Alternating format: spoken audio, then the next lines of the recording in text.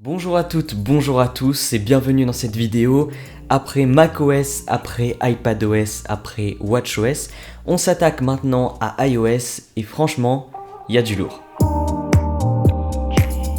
Premièrement, on se concentre sur l'écran de verrouillage qui change totalement.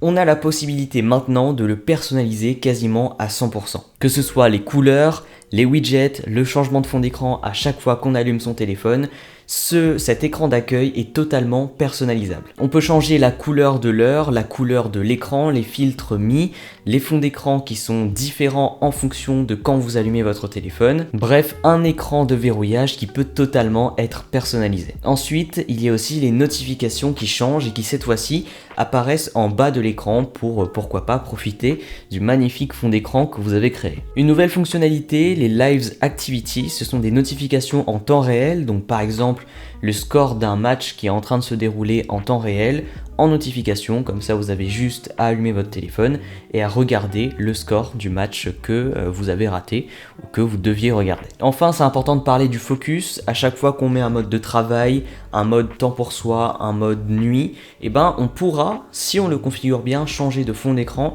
changer d'application disponible et mettre des limitations. Par exemple, en mode travail, on met un fond d'écran simple, quelques applications et surtout des limites sur Instagram, Snapchat, TikTok, etc. Tandis que pour le focus temps pour soi, cette fois-ci, on va pouvoir mettre un fond d'écran un peu plus fantasy, un fond d'écran de sa famille et avec toutes ces applications libres. Maintenant, on va parler de messages et surtout de iMessage qu'on va pouvoir modifier, voire même supprimer une fonctionnalité qui était présente sur beaucoup d'éditeurs de messages mais qui n'était pas présente chez Apple et qui maintenant l'est, donc c'est plutôt une bonne nouvelle. On peut aussi maintenant marquer un message pour pourquoi pas y revenir plus tard ou alors si on a quelque chose d'important noté dans ce message. Le live text s'améliore encore et devient disponible sur les vidéos.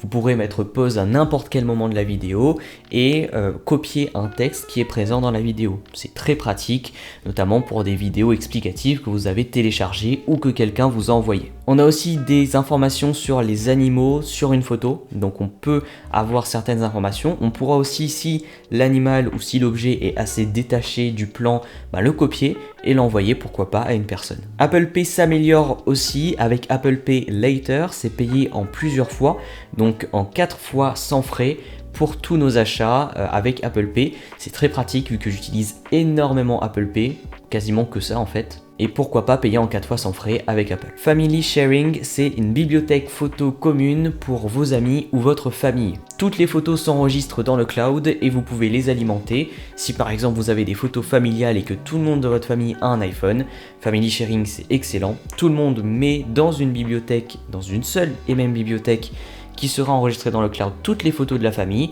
et que tout le monde aura accès. CarPlay va lui aussi s'améliorer, ça devient même révolutionnaire vu que avec CarPlay on va pouvoir utiliser tous les écrans de la voiture. Donc toutes les options seront modifiables et seront présentes sur tous les écrans de la voiture, c'est excellent. Donc pour les personnes qui utilisent CarPlay, ça peut être une très très bonne option. Dictée aussi qui va s'améliorer avec la possibilité de modifier directement, c'est-à-dire que vous dictez, vous pouvez ensuite passer à la ligne, écrire quelques mots et continuer à dicter, ce que l'on ne pouvait pas faire aujourd'hui. On a aussi l'arrivée de la ponctuation automatique et des emojis. Enfin, pour la compatibilité, iOS 16 va être présent sur tous les modèles supérieurs à l'iPhone 8. Donc l'iPhone 8, l'iPhone 8 Plus, l'iPhone 10 et tout ce qui est après. Donc qui reste vraiment une très bonne compatibilité sur beaucoup d'appareils Apple. En tout cas, n'hésitez pas à aller voir les différentes vidéos que j'ai faites, notamment sur macOS, sur iOS, watchOS, sur tout le récap de la WWDC.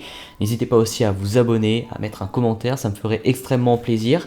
En tout cas, moi je vous souhaite une très bonne journée. C'était Sonrec, bye tout le monde.